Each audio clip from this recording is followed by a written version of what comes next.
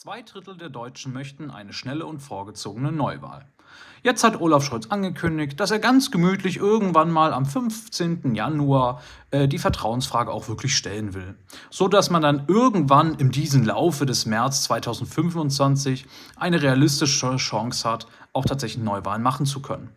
Ja, mit schnell hat das meiner Meinung nach nichts zu tun, aber ja, man kann natürlich denken, warum Olaf Scholz es macht. Er möchte jetzt noch irgendwie die Chance nutzen, um Stimmen zu bekommen, irgendwie sich noch herausputzen zu können und das Schlamassel der Ampel vergessen zu können.